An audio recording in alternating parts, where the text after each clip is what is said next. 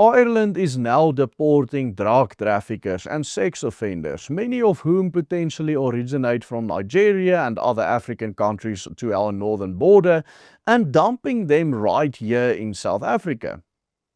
Convicted criminals and people with fake South African passports are now being flown from Dublin to Johannesburg as we speak, and many of them have no real connection to South Africa whatsoever, apart from perhaps a fake passport issued by some corrupt Home Affairs official whom they bribed for it.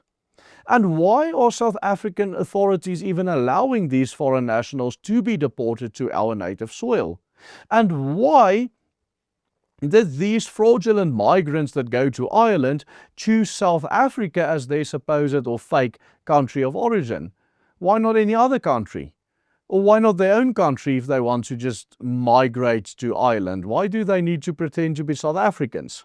Well, stay tuned, because in today's video we are going to explain all of this and expose all of the shocking details of this massive fraudulent scheme that is basically being perpetrated by our Department of Home Affairs, but carried out by these criminals all over Europe.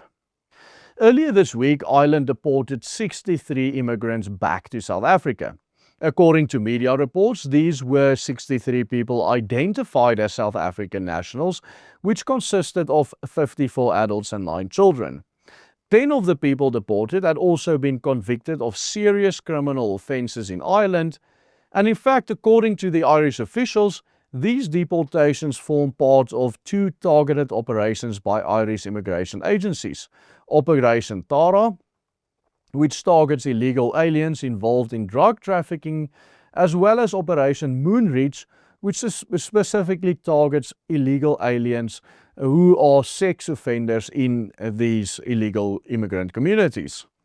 The chartered flight on which these 63 immigrants were placed arrived at Oliver Tambo Airport in Johannesburg on Sunday, the 1st of March.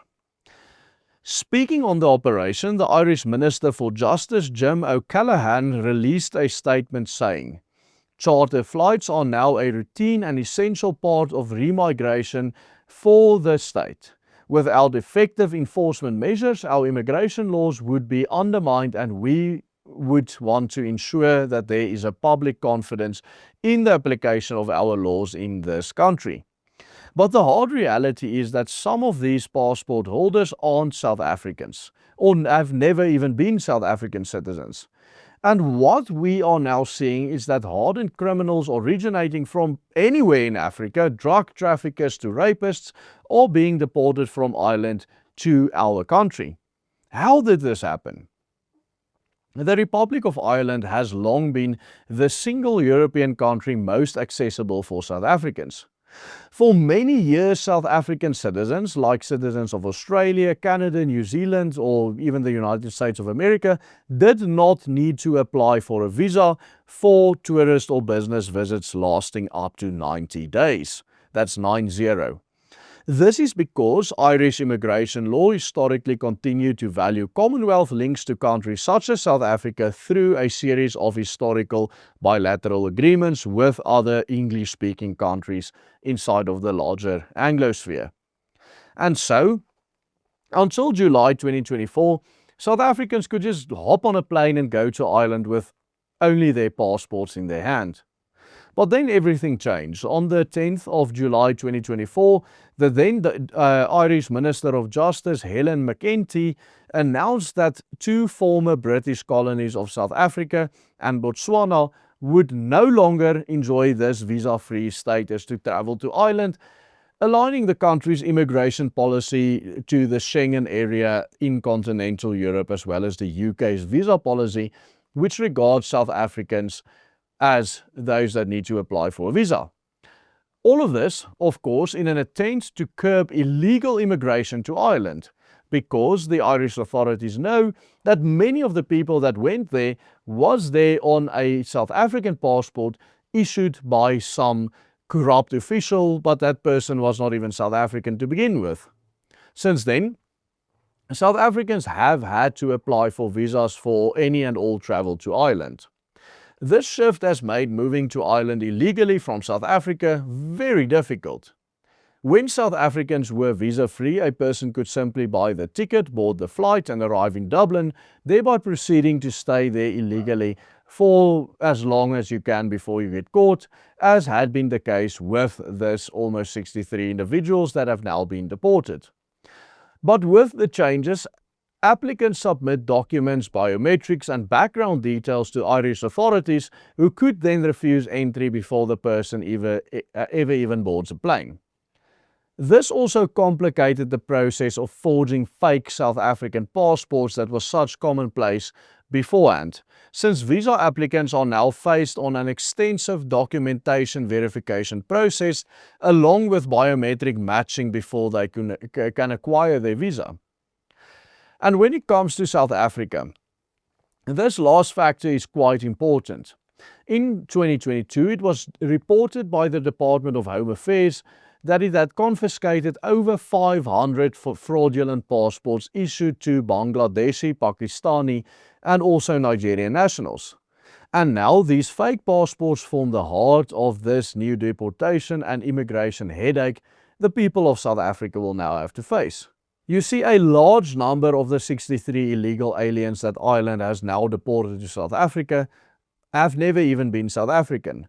They are Nigerians and people from other parts of Africa who entered Ireland before 2024 with fake South African passports.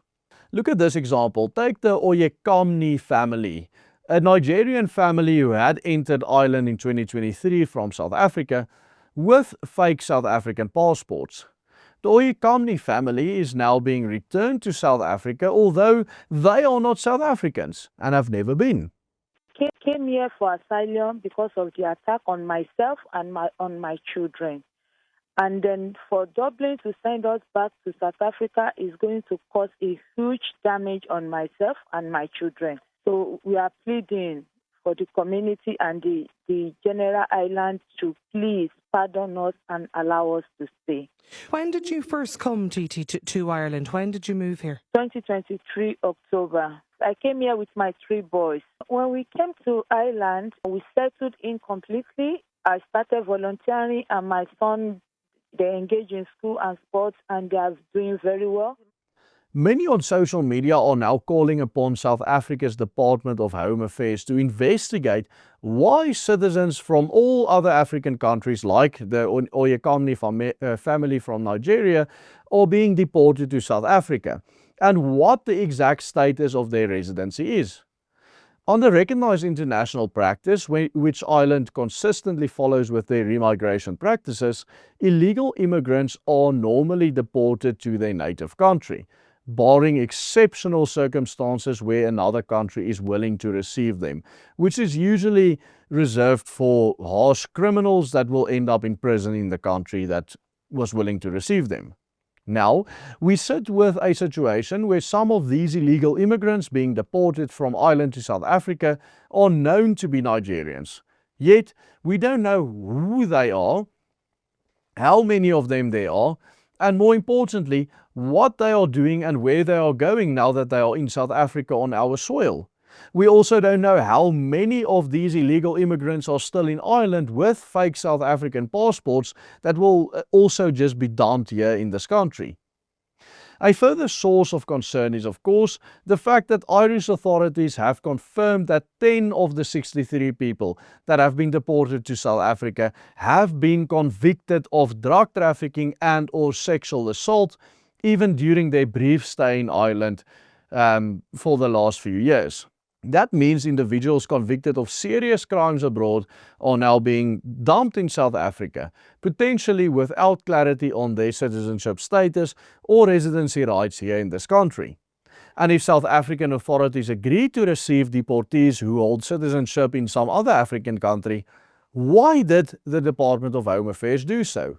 I mean, it is not like the South African government has ever condemned the Nigerian government for failing to uphold human rights of its own citizens there.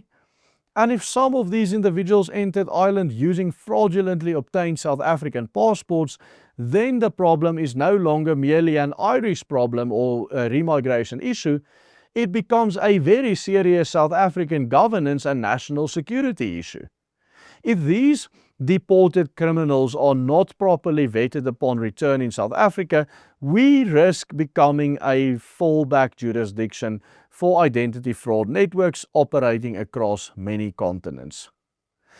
In a recent video, we highlighted the absurdity of the South African Human Rights Commission mandating free healthcare access to foreigners that reside in South Africa illegally, all at us, the taxpayers' expense.